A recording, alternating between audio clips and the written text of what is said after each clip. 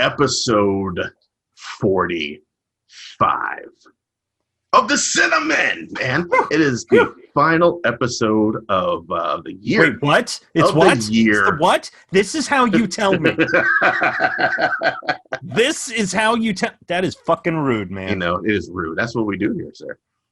This is the last episode of Cinnamon for the year of 2020, and what better way to round it all out than hitting you with our top 5 of the year. Of course, I really should have let you finish that sentence. You know, I got upset. Your heart rate would not be where it is right now. Hold on. Let me do some breathing exercises. There you go. Get some Ed Norton Incredible Hulk breathing exercises going for you. It's me, your boy Seed, one half of the Cinnamon. I'm joined as always by the wonderful Doug Davidson. How are you doing today, sir? I'm feeling much better than I was a moment ago. I was waiting for this is the last episode of the Cinnamon. Your new co-host, Thomas Mint, is like, what? He just opens up the door, walks in, sits down, puts a microphone. He's just sitting on the sidelines being like, just waiting. My time. Waiting for you to tear an ACL podcasting so he can come in and take over. No such thing will happen, sir. As long as there is a Douglas Davidson and a Daryl Mansell Jr. on this earth, there will be a Cinnamon. If you listened to this week's Paprika, if you're listening to this when it goes up, we revealed our top 10 from 10 to 6 movies of the year, and this is our collaboration. Our top 10 to 6? That shit's confusing. Okay, I was never good at math. That's why I watch movies. And we are here the first half of our top 10. There you go. That's a much better way of putting it. We revealed the back half of our top 10, and we're now here to reveal to you the big cojones, the 5 through 1 of our lists. Do you want to jump right into it, sir? I will more than happily jump into my number 5 if you would like. Before you do that, I just have to point out the reason why I started laughing like an idiot is you're talking about the back half and getting down to the big cojones. All I could think of is the standing up, falling down accident that I had. And that shit's only funny to people that listen to the first half. See, if you haven't listened to Paprika, now you have cause to go back and see why. Or not. That is so... Do yourself a favor. Go back and listen to that episode of Paprika. Your lives will be more enriched by it. They will. They will be. You know what? Before we get into it, do you want to do a quick recap? You think we should do a quick recap of our 10 through 6 before we get into our 5s? Wait. Is that to somehow let people know what it is that they should have listened to before and memorized, tattooed on their brain? Mm-hmm. Okay. How about this? I am willing to name the movies but not explain them. Yeah, that's what I meant. Just I didn't think you wanted to re-record the entire first half. No, sir. Just a quick run through. I'll go first, man. For me, number 10, The Photograph. Number 9, Ma Rainey's Black Bottom. Number 8, The 40-Year-Old Virgin. Number 7, The Personal History of David Copperfield, who was apparently 2 people. Who knew? Number 6 is Uncorked. And now we will be hitting our 5 soon. What is your 10 through 6 real quick, Doug? No problem. Number 10, Max Reload and the Nether Blasters. Number 9, Artemis Fowl. Number 8, Artemis Fowl. Number 7, Freaky. Number 6, Love and Monsters. All right, then. Boy. Were any of those accurate? You'll only know if you listen to the first episode. You devious dog, you, sir. I like it. I like it. Okay, fine. I'll tell you for real. Morona's Fantastic Tale was number 10. Number 9, The Invisible Man. Number 8, Shirley. Number 7, Possessor. And number 6, Bill and Ted 3. Face the music. And here I will start off with our number 5, man. I'll just get right into it. Number 5 for me is, as I scroll back down. Here we go. Number 5 for me is another Netflix joint. I said it on the Paprika episode. Netflix dominated my top 10 list. I'm thinking of Ending Things. Ooh. Directed by Charlie Kaufman, starring the Jessies, Buckley and Clemens, Toni Collette as well, and Professor Remus Lupin.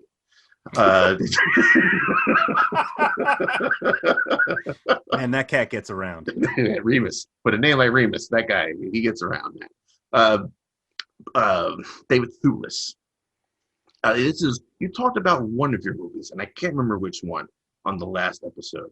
I think it was maybe Shirley or Invisible Man. Or I think actually no, it was Possessor. About movies that kind of stick with you, and Yeah. you were thinking about them. For me, that was I'm Thinking of Ending Things. When I watched it for the first time, I was just like, that was really fucking weird. And then like a day or two later, I just found myself kind of drifting mentally back to thinking about that movie and realizing there's just more and more in layers and subtext and all sorts of stuff that I missed the first time out. If you're not familiar with the concept of I am thinking of things, how do you explain this? A woman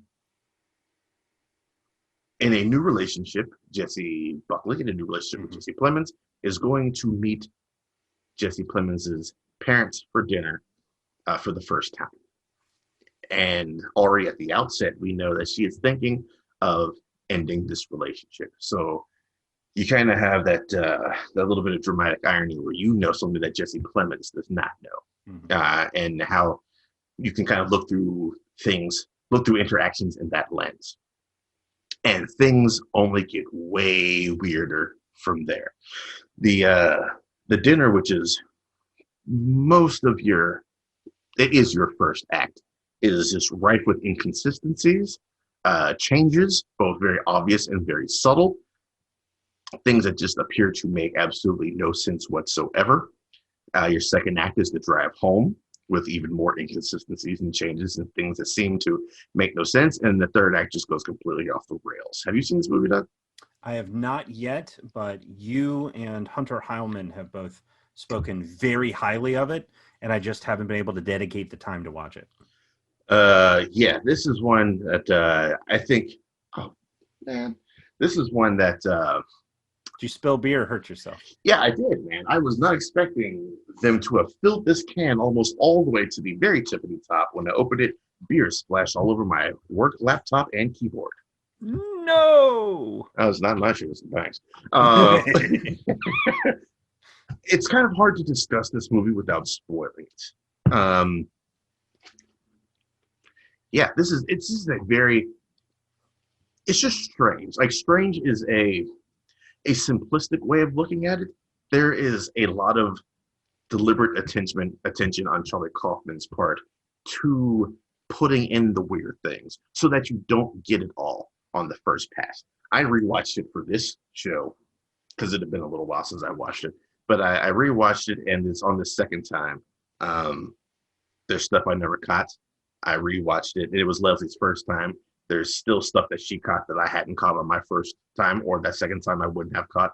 There's a lot of, this is definitely one of those that's worth checking out more than once, just to get all those little nuances and variations on things. Not the only list on my, or not the only movie on my list that you should definitely check out more than once to make sure you're catching up on everything. But yeah, just the interaction, the interplay between the Jessies, Buckley, and Plemons is a delight. I think this movie, the strengths ride on the attention to detail, on Charlie Kaufman's directing, and definitely on Jessie Buckley's acting. She is a beast in this movie. She has mouthy wordfuls of monologues throughout this, and she just pulls them off with aplomb and ease that you don't see often. She just, and it just sounds so natural coming from her. She really dug into this role, and I really enjoyed her performance. When I talk about me going back to think about I'm Thinking of Ending Things, it's usually me thinking about Jessie Buckley's performance. Plemons is incredibly subdued in this movie, almost sheepish throughout most of it, which is something I'm not used to seeing him play. I haven't seen a whole lot of Jesse Plemons, but I'm not used to seeing him play this sort of character. Toni Collette does what Toni Collette does in movies, man. She's Toni Collette. And David Thewlis is also doing some weird work in here as well. It's just, it's a thriller, I think is what they call it. It's just existentially strange. This is a phones off type of movie. So my bread and butter. Yeah, I really need to watch this movie. Yeah. Go ahead and check that out. Netflix, if you haven't. Right on. What else your number 5 say? Well, before I mention the number 5, I do want to confirm very quickly that all the movies I mentioned as my jokey 10 through 6 are all real movies. Also on your list. Also on my list of favorite films of 2020, of which currently there are 65 movies. They are all on there. What was it? Max Reload and the Nether Blasters? Yeah, I do recommend checking that out, particularly if you're a big gaming nerd. That is some weird shit, and it's a lot of fun. But my number 5 is far more serious. It is not the only film this director has released this year. It is, however, I think the only one I have seen from this particular director. It is film this year. Let's specify this year of his new movies. I have not yet seen. Because if it hadn't been other movies you hadn't seen, I'd be like, we need to sit down and have ourselves a talk. Yeah. That's let's just stop recording now. And who we're talking about right now? Spike Lee. We're talking about Spike Lee right now. Which, amusingly, I watched Bamboozled for the first time this year. And took that as an opportunity to... Yeah, Criterion released it, and I'd never seen it. And I was like, I've got to see this. Rewatched Inside Man ahead of watching Da 5 Bloods. That's probably my favorite Spike Lee movie, period. It was a challenge you gave me. Way back when. But this film is definitely an ensemble picture, though Delroy Lindo is the standout, as is Chadwick Boseman for the little bit that he is in this movie. And while you had Ma Rainey's Black Bottom as your number 9, personally, I liked Chadwick's performance here more than I liked Ma Rainey's, even though he had far more to chew on as an actor in Ma Rainey's. But Da 5 Bloods for me is my number 5 of the year. This is one where the opening salvo of that movie has not left my retinas. The going through history, certainly it's not the first film to have, well, for me, it was the first film to have done it this year. Trial of the Chicago 7 did a similar opening, taking you through history. But with Spike Lee, it was not about being clever or pithy. It was about pulling back history and having you look at the violence. Like the famous photo of the Viet Cong soldier being shot.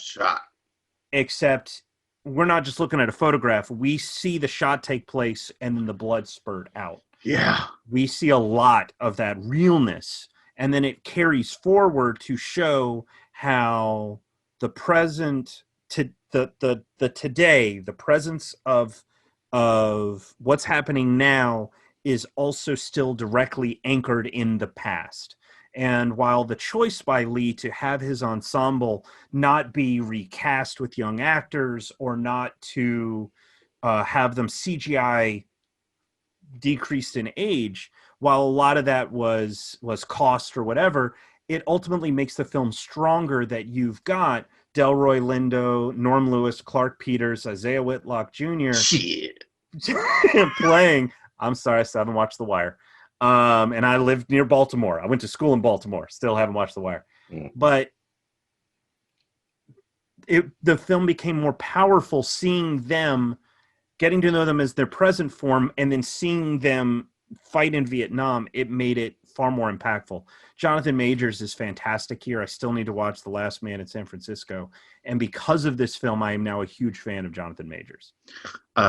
He has landed in a big, bad way. He had Last Man in San Francisco. He had this.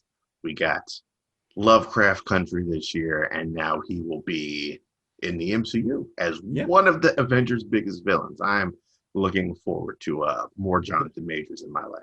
They bet, particularly because of our conversation about Soul that happened off camera. I want for Jonathan Majors to be more than just a bad guy, because there are so few black actors playing black characters that aren't villains. It would be awfully nice to have, if you're going to be a villain and it's going to be a black actor, one as talented as Jonathan Majors, give him something fucking meaty. I don't want another dark elf situation. Oh. I'm just saying. Yeah, we get a Doctor Who actor as a villain. Everyone's going to love this. And he sucks. And Christopher Eccleston is good in the movie. The character's not any good. Weak. That's where we run into the problem. But then again, the film needed to focus on Loki and Thor, and therefore there's no oxygen for anybody else when Loki and Thor are in the room. Right. Especially not Jay. So this, the Five Bloods, it is fucking amazing. It is incredibly powerful. It gives no fucks about what it's doing. And it is a regret of mine not being able to see it in the theater, because the evisceration of the audience by Delroy Lindo in that speech, holy shit, he is looking straight into you in that speech. So no wonder he's getting accolades for his performance, and he deserves it. Well deserved. Excellent choice. My number 4 is a movie that at the time, it drops today.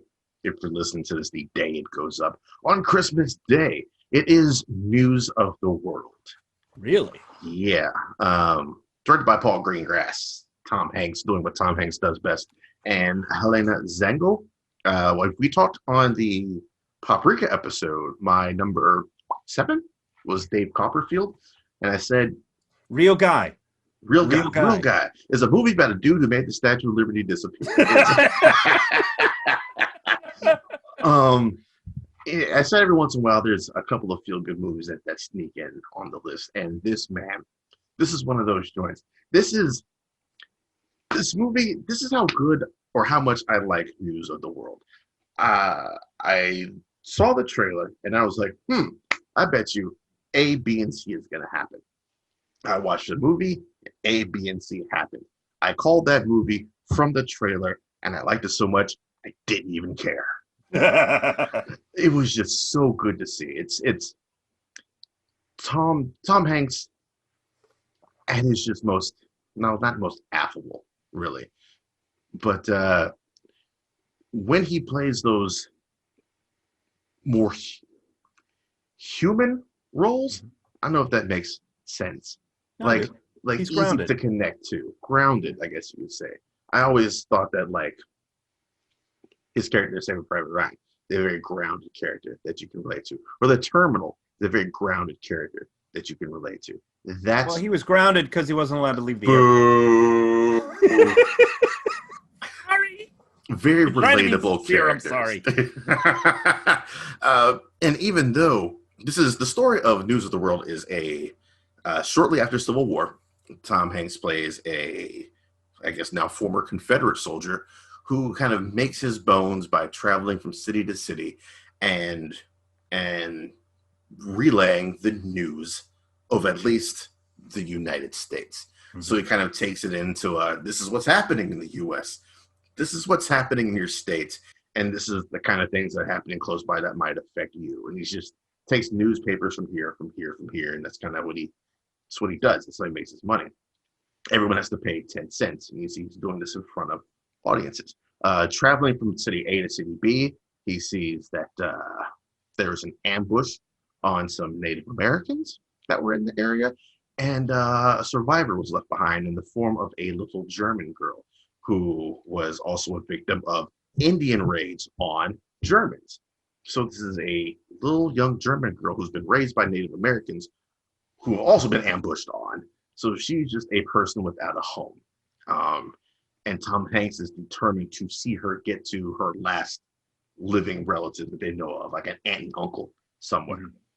And that's the journey you get with this movie. It's like a 400-mile trip back in the 1860s. So, that's just going to take a minute.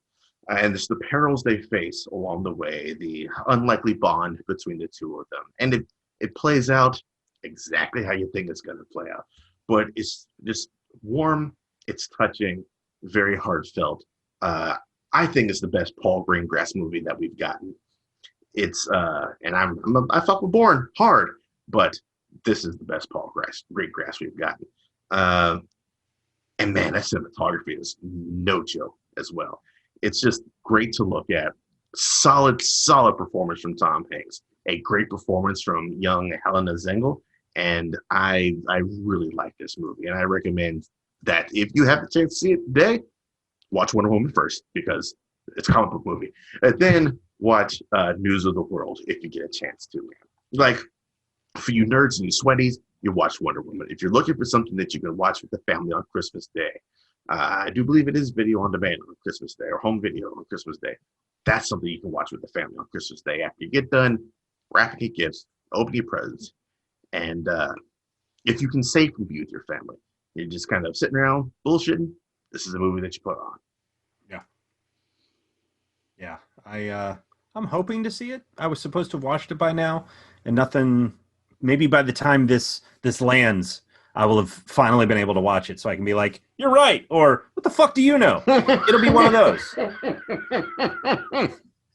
It's one of those that, like, I had heard about it. I think I'd reported on Paprika that there was going to be a Tom Hanks movie called News of the World. Completely forgot about it. And then it hit my inbox. And I was like, the hell is this?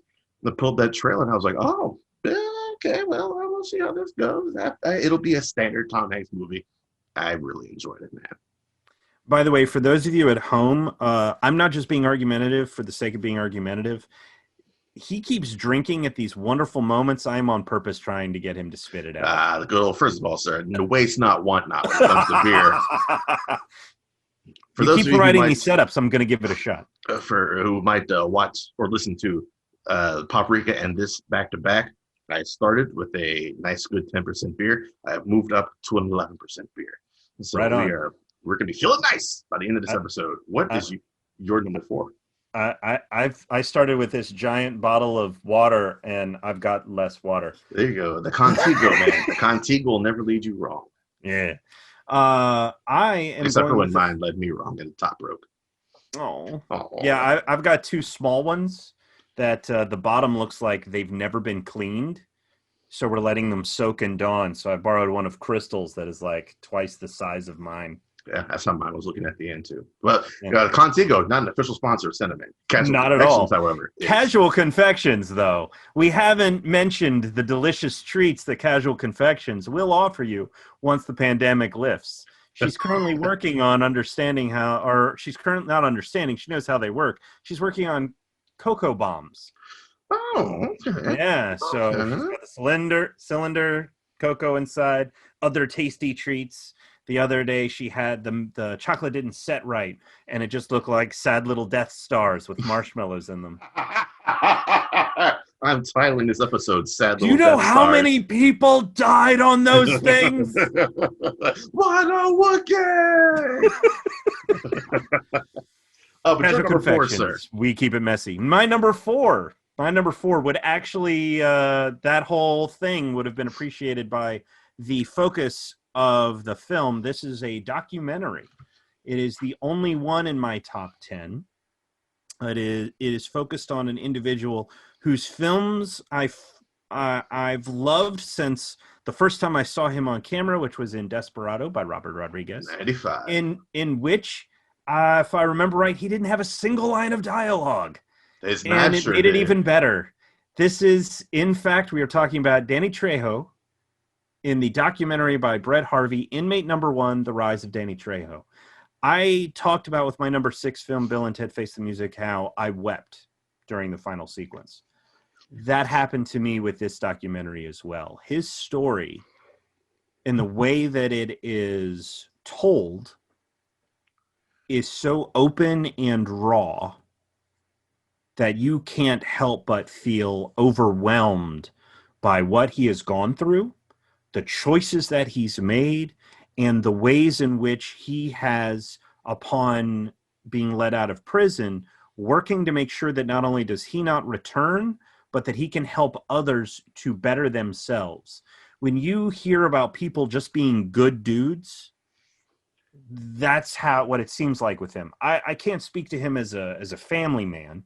They do interview 2 of his children and his adopted son. I say adopted because I believe that child is Gilbert is his nephew that he's taken on to raise. But so they don't really get into if he ever married or anything like that, but his kids are involved, his former castmates, former directors, people that have run his security, people that he's done time with were involved in this. And it is very honest and forthcoming in the way that it breaks everything up in his home life in California, being in prison, and then getting work in cinema, and how all of that started. And at the time when you're watching this, they mention how he's doing like 19 movies in 1 year, and it really comes down to, will I get paid? I'm happy to be here. Like, he does some crazy shit for in the movies that he does, and they range in quality from low budget stuff to indie stuff to big studio stuff, and each time he is just happy to fucking be there. Yeah, I feel like I can't think. Well, I can think of one other person who's had a bounce back like Danny Trejo has, and that's RDJ, obviously. But just one of the comeback people of the century is Danny Trejo, man. From where he was to, and it seems like he has a blast doing movies. Yeah, like Spy Kids. Danny Trejo's in Spy Kids. Yeah, and it's crazy to see. But that's the thing, is I actually showed Spy Kids to Connor earlier this year, so fingers crossed we're gonna watch We Can Be Heroes on Christmas morning, because I'm probably more excited about that than Connor is. I never saw Shark Boy and Lava Girl, but I did see the Spy Kids movies, and going from Desperado to Spy Kids, for example, and Danny's been in a series of Robert Rodriguez movies playing all different kinds of characters. Sometimes reprising the same roles. What was that? Machete don't text. Machete don't text. And that's because he doesn't text. Danny doesn't text. That's where that shit comes from. And it's just, but he does these things and he reprises these roles. And yet at the same time, you look at Spy Kids and it's all of these Latinx actors. Some of them aren't. I mean, you've got Antonio Banderas. He's Spanish. He doesn't count as Latinx. But you've got these very popular actors that are Spanish, some Mexican, but, Latinx. And Robert's putting them in the forefront, and you end up with Machete? Fuck yeah, you get Machete! I mean, we haven't gotten him in space yet, but there's still time. So, anyway, if you've ever watched a movie with Danny Trejo and you've wondered about the guy, Inmate Number One is the best way to go. It's available on VOD now, and I don't know. It came out over the summer. I don't know if it's gotten a home release or not, but I can't recommend it enough. Boom! There you go, man. Learn more about the man with that wonderful chest tattoo. Yeah, I think he got the job because of that tattoo. Of Desperado. Yeah. I mean, he'd done some other stuff prior to that, and it's been so long since I've seen the movie to remember all the details, but. That helped. that just surly face of his. He does, but he's so fucking sweet. He is. He really is. My number 3, sir. Oh, we get the top 3 now. This is where things get serious. Ooh. Except not really. Except for not really. Number 3 for me. Hold on a second. Oh, yes. Let me have a little commonality here. Trial of the Chicago 7. Oh, that's right. You're still looking at my list. Yeah. I tell you, hey, no secrets, Doug. Trial of the Chicago 7. Directed by Aaron Sorkin. Yahya Abdul-Mateen II, of course. And a little bit of screen time there is Fred Hampton. Sacha Baron Cohen. JGL, all up in this. Mike Keaton, Mark Rylance. Stoned Mark Rylance, as people were calling him on Twitter. Were they really? Yeah. Sorkin is known as one of our great writers. You're a West Wing fan. You know this. Mm-hmm. And this is second, maybe third-handed directing. I think he did Molly's Game, if I remember correctly. Yeah, Molly's Game was first. This was second. Chicago's second. Well, actually, you know what? My background on my wallpaper is Jessica Chastain from Molly's Game. We know he knows how to write. And he, to me, has proven with Chicago 7 that he also can... He's gotten his groove on directing as well. Just a movie about the Chicago 7 during Vietnam protests that eventually turned into riots. How they turned into riots is the subject of debate. That's part of the debate in this movie of kind of who's responsible for kickstarting this whole thing off. And then just different viewpoints on the war itself, on, yes, we agree this war is bad. How can we display our the different ways of showing your thoughts on how you think this war is good or bad. A lot of conflicting ideals and ideology using that snappy Sorkin dialogue. This movie, combined with the new Borat movie, gave Sacha Baron Cohen a huge stock boost in 2020. But opposite the Borat movie, this one reminds you that that motherfucker can act. Yes. Sacha Baron Cohen can put in the work, which further solidifies my constant yelling at the rooftops. Comedic actors should be taken very seriously as well, as we've seen time and time again. Yeah, and to set a good chunk of your movie just in a courtroom, to me, those are just, let's just get this over with. It's going to drag out because you have one of the best writers in the business doing this. That's what makes it engaging and witty. And yeah, things are a little bit conflated for the sake of entertainment and all that good stuff. And people who aren't actually involved are added in to give it a little bit more meat and heft. But still, in the end, it is a damn fine, solid movie. Again, Netflix, man. Netflix broke their ankles off in 2021 with how good they did their movies. And Chicago 7 is definitely one of the best of the year. I agree completely, to the point where, as you pointed out, we've got some commonality. This is also my number 3. Everything you said, I agree with. The one thing that there are so few standouts in a film of this nature. This is a true ensemble film, but where, and I hope I'm pronouncing this right, Yahya Abdul Mateen II, he is phenomenal in the brief portion he is in there. The power, the emotion that he conveys, and the only performance that beats him at all is Michael Douglas. I mean, he shows up he just steals everything. that Beetlejuice looking smile he's got in his face as he's sitting in the Michael courtroom. Keaton, not Michael Douglas. Keaton. Yes. But he does have the Beetlejuice. Michael Keaton. Wrong Michael. But Michael Keaton shows up, and he's just every bit that he's in this is just so perfect. And you and I have had discussions about dramas based on true stories and how I feel about taking a film and rewriting history for the sake of the movie, but calling it the truth. Trial of the Chicago 7 doesn't call what it is doing is the truth. It is a dramatization of the events. Right. And so the way that it presents things is intended to incite emotion while telling a significant part of the story. The courtroom, for example, in real life didn't look like that, but it is designed in the film in order to convey the largesse of the system, the wealth, the power that the court has, while also these giant windows to convey the idea that the whole world is watching, which people were chanting back then. So the fact that they could theoretically look in, that's this type of movie. It is visual poetry, and it is about the language. The way that it goes about telling its story may not be entirely the truth, but it still gets its message through fairly strongly. Although I would say that the performance by Joseph Gordon-Levitt is the only reason why we like that character by the end. Apparently he was a pretty big shitbag otherwise.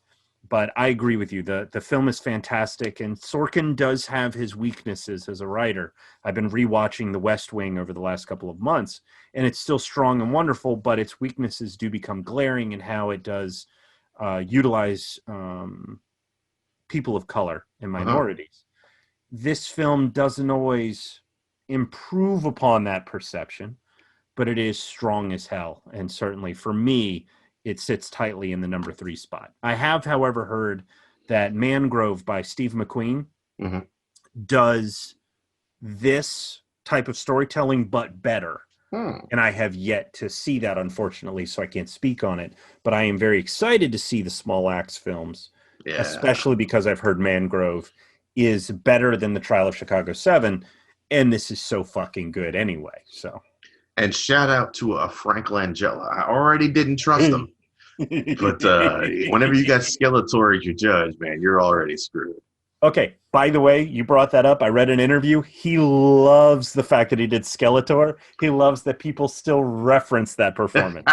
He talked about how much fun he had doing that. Oh, you could tell watching that Yeah. movie that he was chewing up the scenery left and right. And same thing with Trial of Chicago 7. He said the same thing about this, that you could read in the script how absolutely batshit this judge was, and he just sort of relished in that performance. Yeah, some people they know their strengths and they just play to them.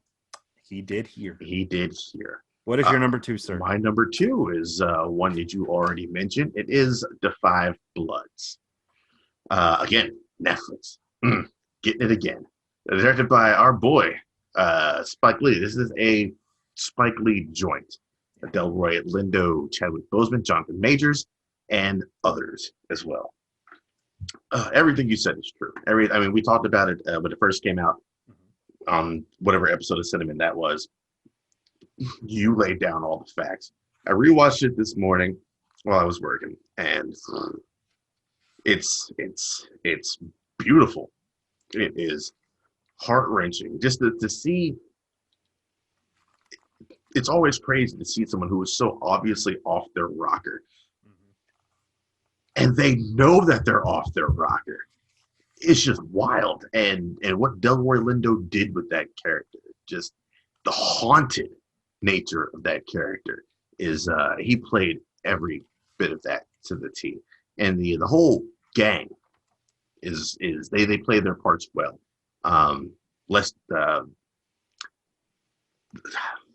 Can't think of the name off the top of my head. The actor who plays Lester Freeman in The Wire, which is Godfather, Jonathan Majors' Godfather. Whitlock Jr. Yes. Isaiah Whitlock Jr. Also very strong performances. And just how revealing kind of how Vietnam is looked at through the eyes of Vietnamese people is also something that is briefly touched upon here. Spike's decision to cut in that real world footage and facts into this movie, I think, makes it even more powerful. And there's so many great little nuggets of just African American history and culture and knowledge, like the track star that Jonathan Majors character talks about that came from Morehouse, and how he took 13 steps in between each hurdle, where every other race took 15 steps in between. That's why he was so good at what he did. It's got no bearing on the movie whatsoever, but it's nice to see that these are the kinds of things that Delroy Lindo's character had instilled in his son, his knowledge of where he came from and pride for his culture. And that's seen all throughout this, the different aspect ratios and different time periods. We see it with color a lot. We're going to use, black and white for this flashback, and contemporary will be in color. We'll use this color for this, color for that, like Hero does, the Jet Li joint. This one, he decides to use aspect ratios, which I thought was very ingenious as well. This movie, I realized watching this morning, is the black version of The Treasure of Sierra Madre. If you've ever seen the Humphrey Bogart film. If you haven't, it's a bunch of guys who go looking for gold and they turn on each other, right? Their greed gets the best of them. And as I was watching it this time around, because I had not seen it, I had never seen Sierra Madre until maybe like a month or two ago on HBO Max. I was like, oh, I hear this is a good movie. I'll check it out. And then rewatching The Five Bloods, I was like, holy shit, this is the black treasure of Sierra Madre. To the extent of someone in Five Bloods says, we don't need no stinking badges, which is a line from Treasure Sierra Madre. So yeah, the parallels are real there. And Spike, creatively, I think, between this and Black Klansman is, I think he might be top of his game after all these years right now. Yeah. I'm very much looking forward to seeing what's next. Well, when it comes to Spike Lee, whether you like it or not, I always want to see what's next. Yeah. And I still haven't seen American Utopia. He's not a stranger to directing Broadway shows. He did one that John Leguizamo did, Ghetto Clown, which is very good. But then again, I'm biased. I like John Leguizamo's Broadway shows. But what Lee does here, and I didn't mention it before, I love the fact that he names the main characters the same as the Temptations. Mm-hmm. The Five Heartbeats. Yes. So I absolutely loved how they did that. And as you pointed out, it's so ingrained in the Black community, in Black culture. And this film is a lot about how the way that the black community was treated before they went to war, the way that they were treated when they were part of the war, when they came back from the war, their value was the dream of America was never and still remains unrealized to them, Right. despite the sacrifices that they make and continue to make. It is beyond fucking heartbreaking. Yes, it is. I do believe Jonathan Major's character was named after a temptation. And also Paul, David, Otis, Eddie, Melvin. And then David. Okay, yeah. That's, all of them. All of them. Damn. Jonathan Majors with the best line in that movie. One of them says, "What if we just throw his ass over the balcony?" "Well, I'm taking one of you two OGs with me then." It's still my favorite line from that movie. It makes me laugh. I've seen it 3 times, and that makes me laugh every time. All right, then. It is on my number 1? Nope, my number 2. Your number 2, sorry. Mm-hmm. No, not a problem. I'll be brief with mine because I wasn't even sure if it can... nobody's considering it, I think. I don't think the Academy will consider it, but considering I don't work for the Academy or work with the Academy, when it comes to this, forget them. It was released this year. It was a recorded presentation of a Broadway show. I've got Hamilton on my list as number 2. I saw that and I was like, Doug's pulling some bullshit out. I am not pulling some bullshit. I did some research. I did so. No. I don't know what you're waving because it's not showing up. It's an old napkin. Oh, okay. It just looked like this on mine, on my video screen. But the Emmys, it counts. For the Oscars, it won't. It was originally released in 18, right? No, it came out. The play was 15 or 16. Jesus Christ, it's been that long? It's been that long. It may even be 2014 when it first hit the public. On that, I can't remember. But this recording was done over 2 to 3 days at different shows, and then they did some private ones for close-ups. So there are some continuity issues that if you watch it enough times, you'll start to notice.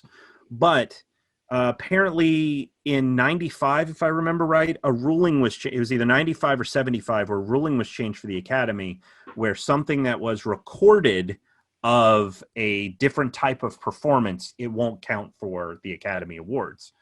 Apparently, last thing I read said that Disney is planning to argue that if a comedy special can be put up, this should be put up as well. For me, however, it was released on Disney Plus July 4th.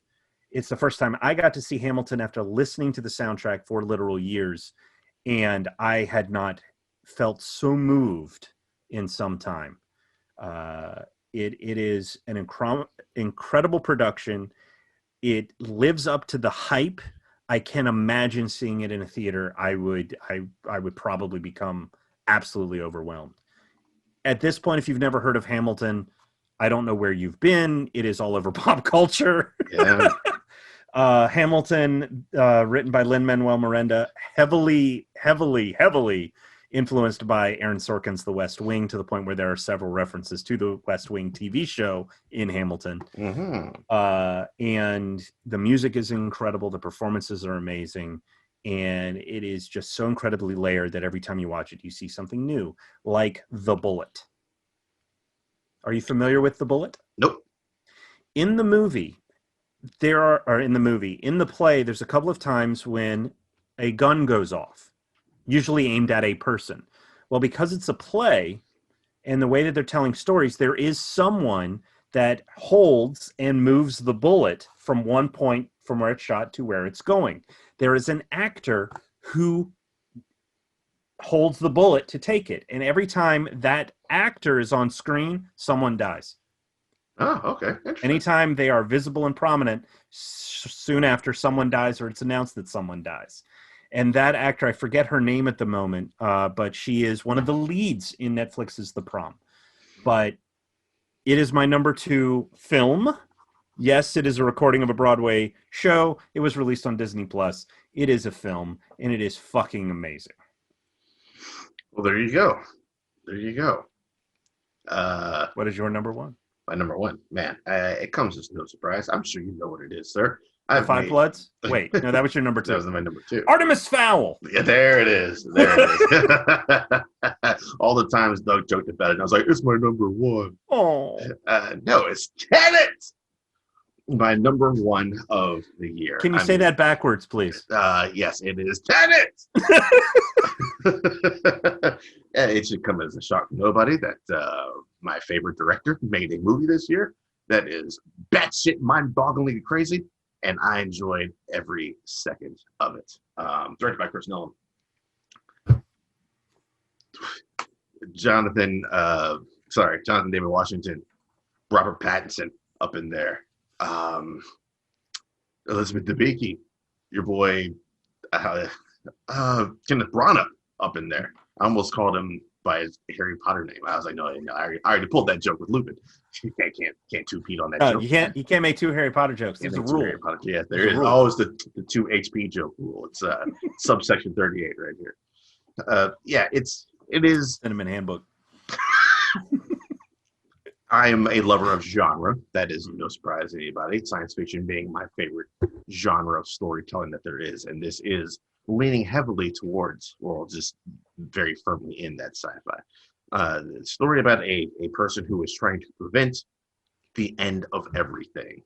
If Nolan cannot do James Bond, and Nolan should not do James Bond, this is the closest that Nolan will get to James Bond. I think Nolan should not do James Bond, because if he did, we don't get movies like this, I don't think. He should stay far away from that franchise if he can make what he wants to make. Excuse me, not be shoehorned in. It's amazing visually. The story, convoluted? Absolutely, it's convoluted. The story itself is simple. How it is told is convoluted. How it is explained. He is miserly with information in this movie. He doles it out very sparingly, I think. You are designed to be lost and confused and off your toes. I do believe he purposely designed it for people to go to the theaters multiple times to understand, to rake in that money. But that, unfortunately, and this year did not happen. Nope. People were far less willing to go to theaters for good reasons.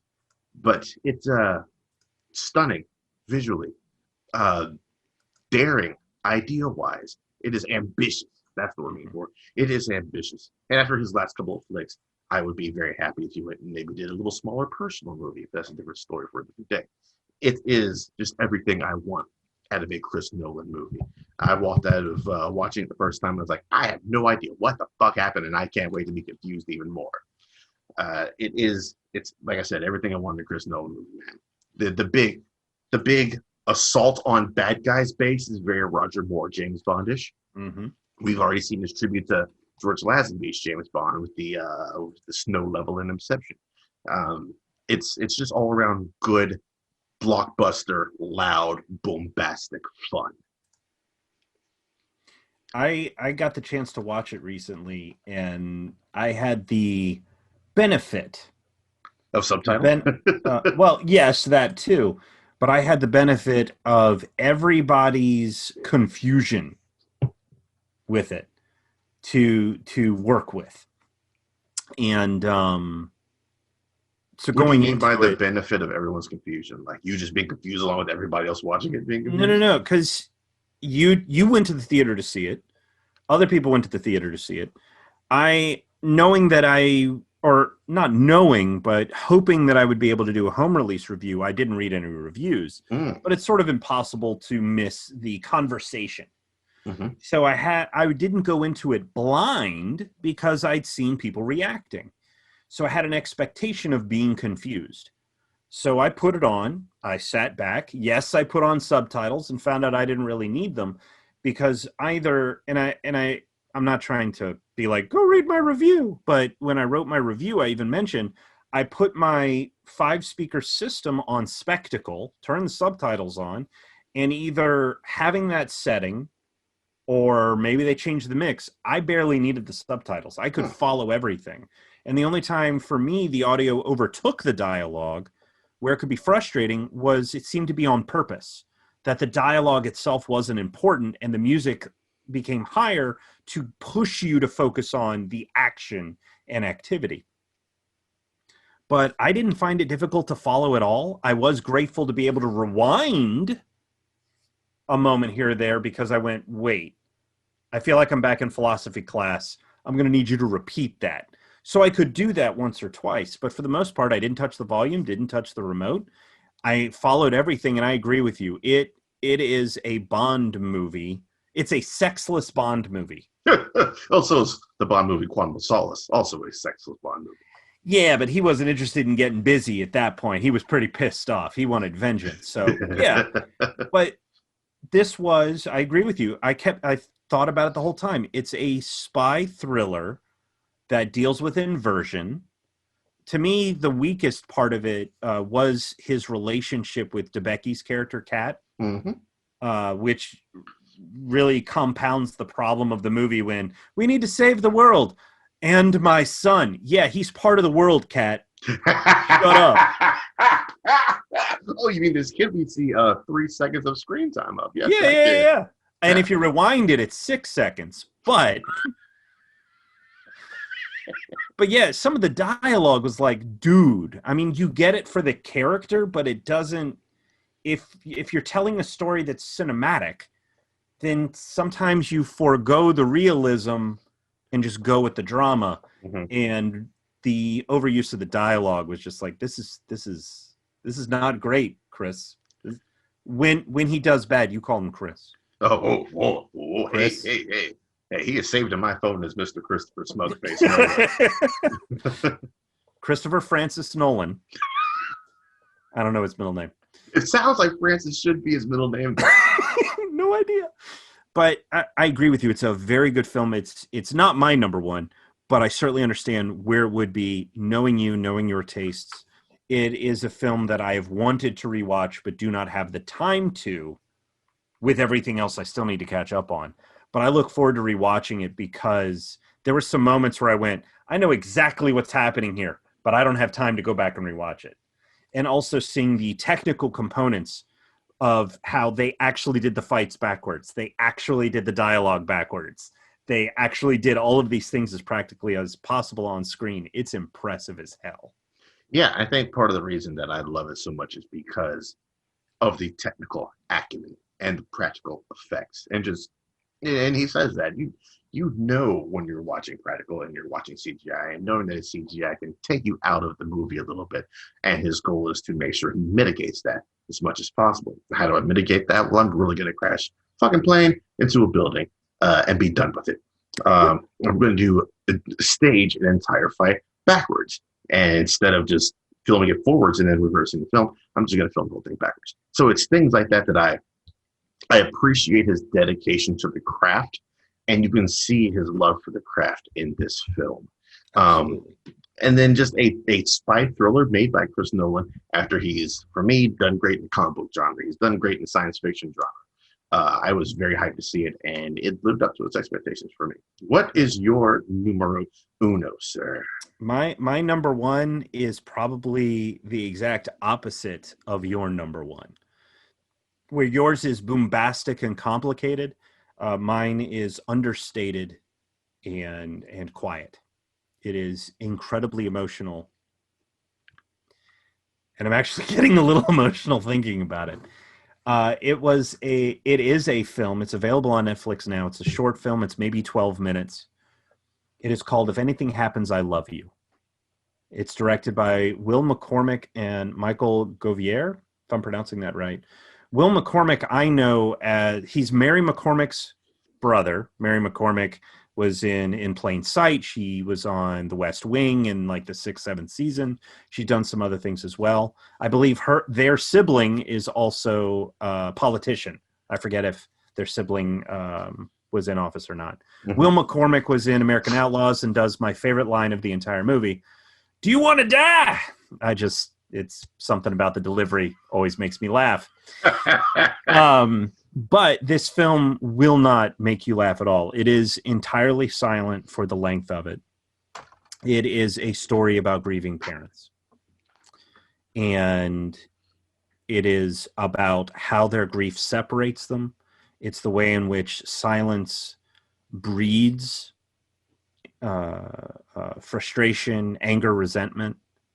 It's the way in which a loss can consume not just an individual, but an entire household, and how memory can heal. Memory won't replace, memory won't protect. It will just give you a place to go to when that grief comes back, and that the grief may still remain with you, but its strength will lessen thanks to the memory of what was. It gets to a point in the film where you can see where it's going, where the birth, if you will, of that grief originates, and you'll find yourself, like watching a horror film, go, no, no, no, no, no, no, no, no. And yet, because you're watching it, you can't control anything. And like any tragedy where you can see it coming and you are too slow to move, this still hits you like a ton of bricks. I finished watching it and was quite literally ugly sobbing, not crying, ugly sobbing by the end of it. I can't remember. I'd have to go to my diary on Letterboxd, and I don't want to do that now. I'd have to go see if my second son was born by this point or not when I'd seen it. But even still, I've got a 5.5-year-old. I've got a 3-week-old at the time of this recording, and just the devastation that this family is going through. I hope to never experience it. I hope it never becomes something that I can empathize with at all. It is devastating and it is wonderful. And as of right now, it is my number one film for this year. Boom. Laid it down quite flat. I don't think... Just kidding. It's Artemis Fowl. No. I don't think a better review could be given there, sir. As is fitting for number one. Would you like, now that we've reached our one, I'm not sure if this is redundant, do you think we should go through our 10 through 1s? Sure, I can find another 10 to randomly just words on bathroom walls. Emma, spontaneous, blow the man down. Howard. No, I'm just kidding. I won't do that. No, yeah, let's run back through. Particularly if you, shame on you if you haven't listened to Paprika episode 224. Shame on you if you haven't listened to 224. You only got one chance left after that. So, go for it. What were your 10 through 1? Number 10, The Photograph. 9, Ma Rainey's Black Bottom. 8, The 40-Year-Old Version. 7, The Personal History of David Copperfield. 6, Uncorked. 5, I'm Thinking of Ending Things. 4, News of the World. 3, The Trial of Chicago 7, 2, 5 Bloods, and 1, Tenet. I giggled because about this time last year, when it came to Paprika, I was thinking of ending things. And now you're on the precipice of ending things. Yes. When the clock struck midnight, my first thought of 2020 is, I just have to make it through 1 year of Paprika and I'll be good. And here you are. And here I am, ready to be done with this. Sir, your 10, please. My 10. Number 10, Morona's Fantastic Tale. 9, The Invisible Man. 8, Shirley. 7, Possessor. 6, Bill and Ted Face the Music. 5, To Five Bloods. 4, Inmate Number 1, The Rise of Danny Trejo. Number 3, The Trial of Chicago 7. Number 2, Hamilton. And number 1, If Anything Happens, I Love You. The Rise of Danny Trejo, a better film than The Rise of Skywalker. So many ways. So many ways.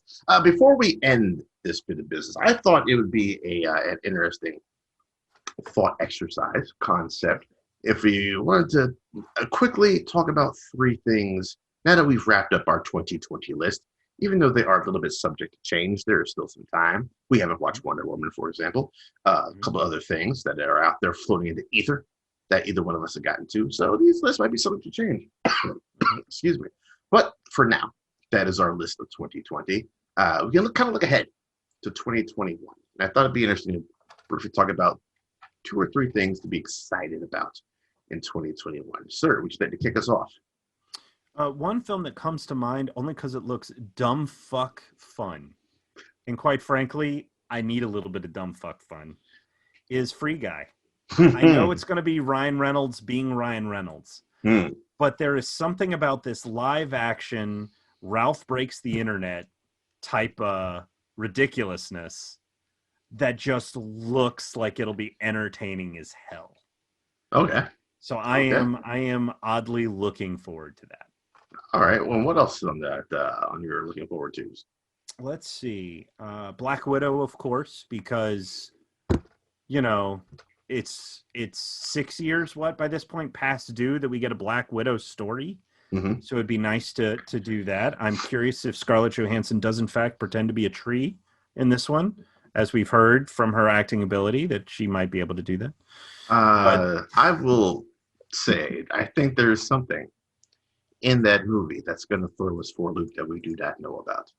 I think they're hiding something, and there's a reason for this lateness. I think there's something in there that's going to throw us for a loop. This movie is not just for the purposes of Florence Pugh being passed the torch. Oh, of course.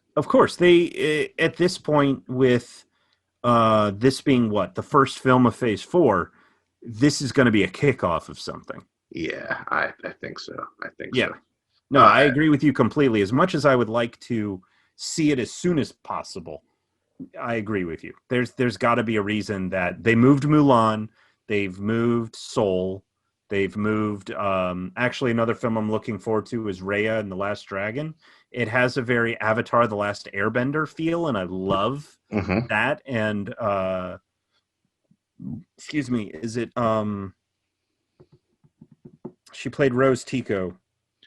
Tran? Yeah. Yeah. I can't think of her name. Natalie, she does the voice of Raya.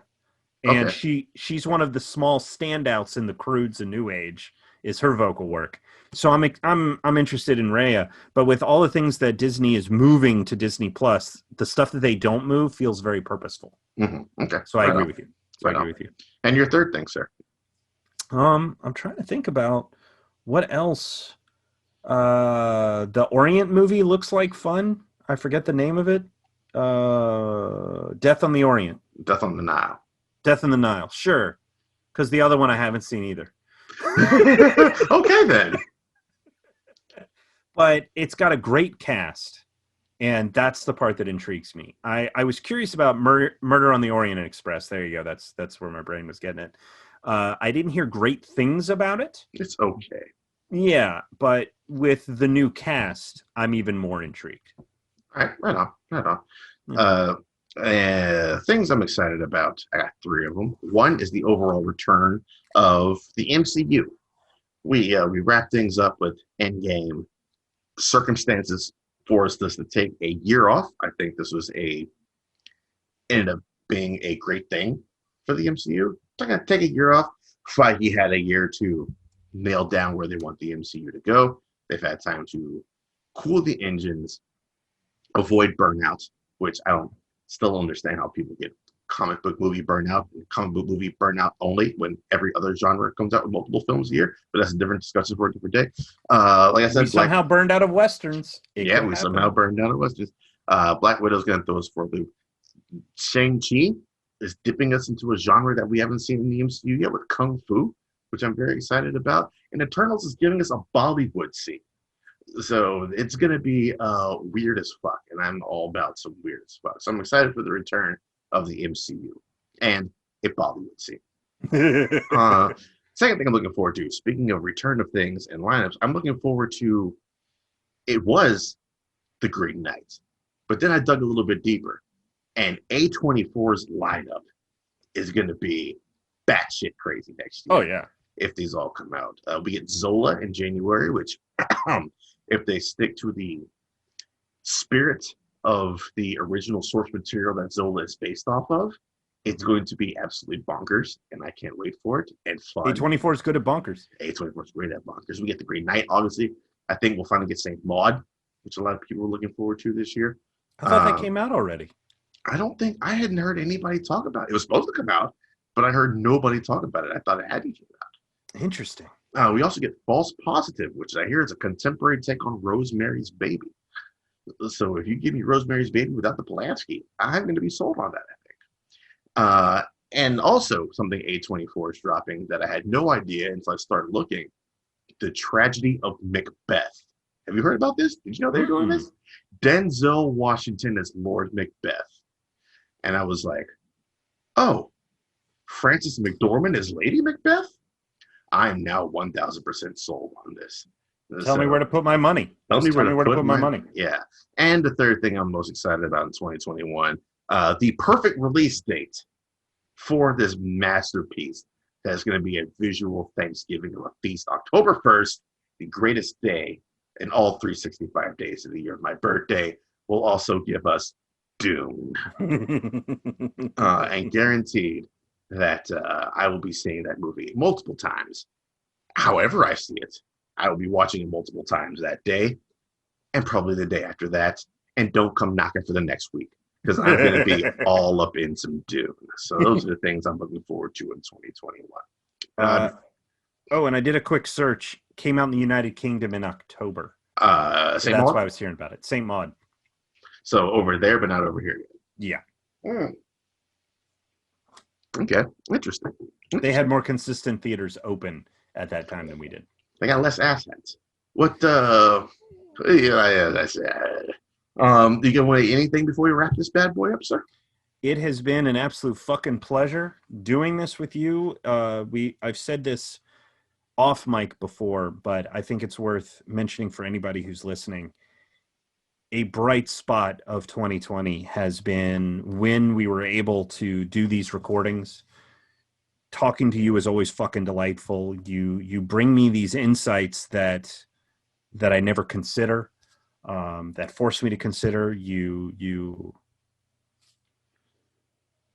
It's just, I'm going to miss you during your time off, and I look forward to getting behind the microphone with you. And while I want you to have a leisurely, relaxing time, I hope it goes quickly because I'm going to miss you. Likewise, sir. It's something I was also thinking about earlier today. I will enjoy having the first quarter of next year of nothing to do. I want to be able to get off work and just sit on my couch and not worry about obligations. But part of that will mean no sentiment, and that will be the all part of all this. But I am much burned out and much needing a break. But like you just said, there are things you say that make me kind of reevaluate the way I look at certain things. Without your efforts of January and pushing me to apply, I would not be a member of the Film Critics Association now. So for that, you would. You just would have not done it then. Or I would have not known it was a thing that existed. Actually, no, I knew you were part of it, so I knew it existed. I probably would not have applied. I'd be like, I don't know about movies. They're not going to want me. But you pushed me to. You suggested that I do it. Even when I threw in my little submissions package, I wasn't expecting much, but much to my surprise, they were kind enough to let me in and open the door and add me to their ranks. And I thank you very much for that push and that inspiration. You earned it, man. Anybody that's listened to this show for the last 45 episodes, you deserve to be there. You deserve to be part of the group. You deserve to be part of many other groups. This is but only the beginning. This is but only the beginning. Where the end goes, who knows? Who knows? But there, it's inverted. It's inverted. Who the fuck knows? Yeah, it's me holding my Oscar somewhere down the road, like down the road there, young Mansell. You'll get one of these. Eventually, you will found the system. Yes. I have a guest here to name, Mansell. Yeah, we'll be back. This isn't the last of the cinnamon. I'm taking January, February, March off. Be back in April. And we're going to pick up right where we left off in 46. And we will keep this ball rolling. As far as I'm concerned, I have no intentions of this show ending anytime soon. And so long as you're willing to do it, I'm here. Fuck yeah. And I'm going to do everything I can, dear listeners, to convince him to come out of retirement briefly to do an Oscar show. Okay. Yeah. You should have seen his face. He's like, no, fuck that. Oh, Oscar, you say? So we'll see. We'll see. Otherwise, if not, we can always discuss how we think the Oscars went in April. I certainly want you rested as much as possible. But if we can work it out, great. Get you to dip your toes back in. Great. And if not, well, fuck all y'all anyway. We'll be back when we're back.